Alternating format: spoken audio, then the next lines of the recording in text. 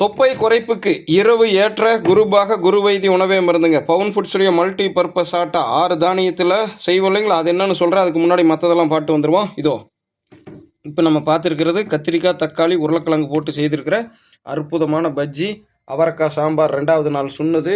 பவுன் ஃபுட்ஸுடைய multi purpose atta மாவு இப்போ சொன்ன இல்லைங்களா? இதில் தான் இது இப்போ பவுனமாக ஊற்றிருக்காங்க, திறக்கிறாங்க பாருங்கள்.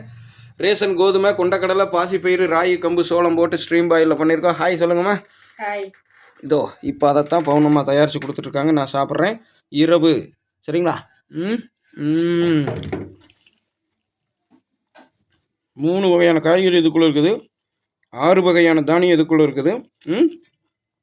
எவ்வளோ பெரிய நியூட்ரிஷன் வேல்யூன்னு பாருங்கள். அதே நேரம் தொப்பை வராது, கார்போஹைட்ரேட் அதிகமில்லை, ஃபைபரு, புரோட்டீனு, விட்டமின், மினரலு. சரிங்களா? தொப்பை குறைக்கிறதுக்கு யாராவது பயிற்சி செய்துட்டு என்ன உணவு எடுக்க முடியலன்னு கன்ஃபியூஷனில் இருந்தீங்கன்னா இதை ஃபாலோ பண்ணுங்கள். இல்லை கன்ஃபியூஷனில் இருக்கிற உங்கள் சகோதரர், சகோதரிகள், நண்பர்கள் இன்னும் எல்லாருக்கும் ஃபாலோ பண்ணி அதாவது ஷேர் பண்ணி விடுங்க, பலன் பெறட்டும். 48 நாளில் 8 இன்ச்சு குறைக்கிறப்போ இரவு இது மாதிரி தான் உணவுகள் அதிகம் எடுத்துருக்குறேன். ஓகேங்களா?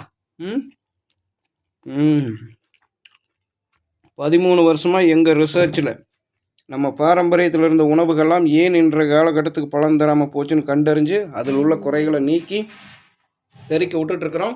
திரும்பவும் சொல்கிறேன், நம்ம உடம்புக்கு நன்மை வைக்கக்கூடிய நுண்ணுயிர்கள் உருவாக்கின பக்குவம் பார்த்துக்குங்க. ஓகேங்களா? எவ்வளோ பேஸ்ட் மாதிரி இருக்குதுன்னு பாருங்கள். எடுத்து விடுங்கம்மா. இதோ இயற்கையாக புளிச்சா இந்த மாதிரி இருக்கும், தொடன்னு வராது, பாஞ்சு மாதிரி இருக்கும். இப்போ அந்த தான் சாப்பிட்டுட்ருக்கேன் நான். ஓகே, ஜெம்சியின் குடும்ப உறவுகள் நல்லா பார்த்துக்குங்க. இதை நீங்கள் தான் பார்க்க முடியும் இந்த இடத்த. ஓகே.